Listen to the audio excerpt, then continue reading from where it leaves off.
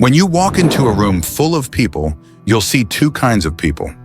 The ones trying to look confident and the ones who simply are. You can spot the difference instantly. You know what? Here is the group we say. The first group. The first group talks louder, laughs harder, tries to prove they belong. The second group, they don't try at all. They just stand there, calm, composed, quietly certain of who they are. That's real confidence, the kind you can't fake. Carl Jung once said, "Until you make the unconscious conscious, it will direct your life and you will call it fate." What he meant is this. Most people are controlled by the parts of themselves they don't understand. They build confidence on appearance, validation, and attention. But deep down, they're unsure. They don't know who they truly are. Real confidence isn't about pretending to be fearless. It's about knowing yourself so deeply that you don't need to pretend. It's the quiet power that comes from self-awareness, discipline, and peace. That's what this video is about. Not fake confidence, not loud arrogance, but the kind of grounded self-assurance that can't be shaken. The kind that Jung believed every man could build by facing himself honestly. So stay until the end. We'll go deep into 6 principles that will help you develop real confidence. The kind that doesn't shout, but speaks through silence. And subscribe to this channel if you haven't already. Because here you'll find videos that will change your whole life completely. Let's begin. Rule number 1, know yourself completely. Confidence starts with knowing who you are. Fully, not just the parts you like. Most people build their confidence on half-truths. They know the version of themselves they show to others. The confident smile, the curated success, the personality they've built to survive. But beneath that surface, there's another side. The fears, insecurities, and impulses we try to hide. Carl Jung called that hidden side the shadow. It's the part of you that holds the things you don't want to admit. Jealousy, anger, shame, insecurity. And here's the truth. If you keep denying that part of yourself, it will control you in ways you don't even see. You'll project it onto others. You'll chase validation. You'll get defensive when people touch the parts of you you're trying to ignore. The man who knows himself completely isn't afraid of his flaws. He faces them head on. He studies them. He learns from them. Because once you bring the hidden parts of yourself into the light, they lose their power over you. That's what real confidence is. Not acting like you have no weaknesses, but being so aware of them that no one can use them against you. When you understand your strengths and your darkness, you become solid. No rumor can shake you. No insult can expose you. Because you already know who you are. Don't run from the parts of yourself that make you uncomfortable. Explore them. That's where growth hides. And once you've met every side of yourself, light and dark, you stop needing to prove anything to anyone. Because a man who knows himself completely can walk into any room and never lose himself in it. Rule number 2, stop chasing validation. Nothing destroys confidence faster than the need to be liked. You can't be free if you're constantly waiting for someone else to approve of who you are. Every time you seek validation, you give away your power. You let other people decide how you feel about yourself. And the more you depend on their approval, the more insecure you become. Carl Jung once said, "The privilege of a lifetime is to become who you truly are." That means your confidence can't come from what people think of you. It has to come from what you know about yourself. Most people spend their lives performing. They want to look confident instead of being confident. They say what's popular, dress how others expect, and do whatever keeps them accepted. But when your identity is built on attention, you'll collapse the moment that attention disappears. Real confidence begins when you stop performing, when you stop explaining, defending, or chasing approval. You don't need to impress anyone to have value. Your actions already speak for you. And here's the truth. The people who are truly confident rarely talk about it. They don't need to. They don't need validation because they validate themselves through discipline, self-respect, and purpose. You'll always feel insecure if you're trying to live someone else's life. So stop trying to fit into places that require you to shrink. Stop trying to win people who only notice you when you're useful. The moment you stop needing everyone to like you, you start becoming someone worth respecting. Be polite but not desperate. Be kind but not submissive. You don't owe anyone an explanation for being yourself. When you no longer need validation, you stop chasing people and they start noticing your presence. That's the paradox of confidence. The less you seek approval, the more respect you attract. Because confidence doesn't come from being seen, it comes from being sure, even when no one's watching. Rule number 3, master your presence. Confidence isn't about being loud, it's about being felt. You've seen it before. A man walks into a room and immediately commands attention, without saying a word. He doesn't need to announce himself. His energy does it for him. That's presence, and it's one of the rarest forms of power. Presence comes from stillness. It comes from being fully grounded in yourself, not pulled by distractions or emotions. Most people are so lost in their heads, thinking about what to say, how they look, or who's watching, that they forget to actually be there. Carl Jung once said, "There is no coming to consciousness without pain." Becoming present is part of that pain, learning to detach from the noise in your mind and return to the simplicity of this moment. Because when you're here, fully here, people feel it. You can't fake presence. You can fake charm, style, even confidence. But presence exposes what's real. It's built on calmness, not ego. It's the energy of a man who's not seeking attention, but attracting it through his focus.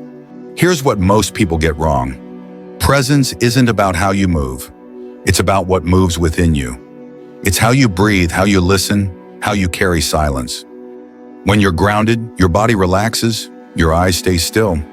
Your voice slows down, you speak with intention, not impulse. And suddenly people start leaning in, not because you're performing, but because your energy demands respect. The secret to mastering presence is comfort with silence. Silence makes most people anxious. They rush to fill it with meaningless words or fake laughter. But the man who's comfortable in silence controls the room. He's not trying to impress. He's observing, absorbing, thinking. And when he finally speaks, his words carry weight. That's real presence. Not noise, not attention, but awareness. It's the quiet strength that makes people trust you, even before they know you. Because true confidence isn't about showing off your power. It's about standing so still that everyone else can feel it. Rule number 4, embrace your imperfections. Most people think confidence comes from perfection. But the truth is, perfection is fragile. It cracks under pressure. Real confidence comes from acceptance. It's not about being flawless, it's about being honest. Carl Jung taught that every person carries both light and shadow. The parts of ourselves we're proud of, and the parts we hide. But the more you try to deny your imperfections, the more power they gain over you. You start living in fear. Fear of being exposed, fear of being judged, fear of not being enough. That's not confidence. That's a mask. The strongest man in the room isn't the one pretending to have it all together. It's the one who's honest enough to say, "I'm still working on myself." He doesn't hide his scars. He uses them, because every flaw, every failure, every mistake taught him something that made him who he is. The man who embraces his imperfections becomes untouchable. He doesn't get defensive when criticized. He doesn't panic when he fails, because he's not afraid of being human. And here's the irony. The moment you stop trying to seem perfect, people actually start respecting you more. They see someone real, someone they can trust. People follow authenticity, not perfection. When you can admit your weaknesses without shame, you take control of your story. You stop giving others the power to define it for you. That's what Jung meant by integration, bringing every part of yourself together instead of pretending some parts don't exist. Think about it. Confidence isn't saying, "I have no flaws." It's saying, "I know my flaws and I'm still worthy." Once you understand that, failure stops feeling like death. It becomes part of the process. You stop comparing yourself to everyone else and start focusing on your own growth. Confidence built on perfection is brittle. Confidence built on honesty is unbreakable. Because when you stop hiding your flaws, you take away the world's ability to use them against you. That's when you stop performing. And that's when real strength, quiet, calm, lasting strength finally shows up. Rule number 5, build inner authority. Confidence doesn't come from being told you're right. It comes from knowing you are. Most people never reach that level because they've been trained to look outward for validation. They rely on mentors, influencers, or opinions to tell them who to be. They wait for someone else to confirm that they're doing the right thing. But the man who constantly seeks permission never develops his own power. He becomes dependent, always chasing direction, never trusting his own instincts. Carl Jung believed that every person has an inner voice, the self, a deeper wisdom that already knows what's right for them. Most people can't hear it because their minds are too loud. Too many opinions, too many comparisons, too much noise. That's why solitude is so important. You can't build inner authority in chaos. You need silence, not to escape the world, but to reconnect with yourself. Spend time alone. Sit with your thoughts. Ask yourself what you truly want, not what others expect from you. Because when you stop outsourcing your direction, you start trusting your own compass. And that's what makes you confident, the ability to move through life guided by your own judgment. A man with inner authority doesn't need to prove anything. He listens more than he speaks. He acts without waiting for applause. He follows his values even when no one else agrees. That's what Jung meant when he said, "Who looks outside dreams, who looks inside awakens." When you know yourself deeply and when you trust that knowing, people can sense it. Your words carry more weight. Your decisions feel intentional. Your presence commands quiet respect. Because real confidence isn't loud, it's certain. It doesn't shout to be heard, it moves with quiet conviction. And once you build that inner authority, you stop living reactively.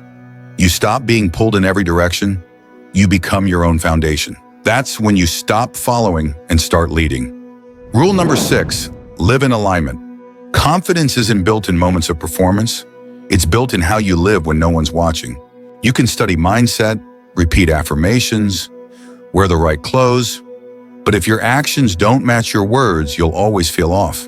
That's because real confidence comes from alignment.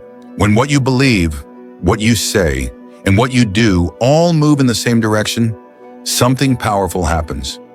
Your mind quiets. Doubt fades. You stop second-guessing yourself because there's no internal conflict left. Most people feel insecure, not because they're weak, but because they're divided. They talk about discipline but avoid it. They want respect but act carelessly. They preach honesty but live behind masks. Deep down, the mind knows when you're out of alignment, and it punishes you with anxiety, guilt, and hesitation. Carl Jung called this integration, the process of uniting all the parts of yourself into one whole. The goal isn't to be perfect, it's to be consistent. The man who lives in alignment doesn't need to fake confidence. He feels it, because he's not pretending to be anything he's not. Every decision that matches your values strengthens your self-trust. Every time you keep a promise to yourself, your confidence grows. You stop needing to look confident because you are confident, built from daily integrity, not performance. Living in alignment doesn't mean you'll never fall. It means when you do, you'll get back up without losing who you are. That's real strength. That's lasting confidence. Because peace isn't found in perfection, it's found in authenticity. And when your values and actions finally match, you stop chasing confidence and start living it. Final advice for you. Confidence isn't a performance, it's peace.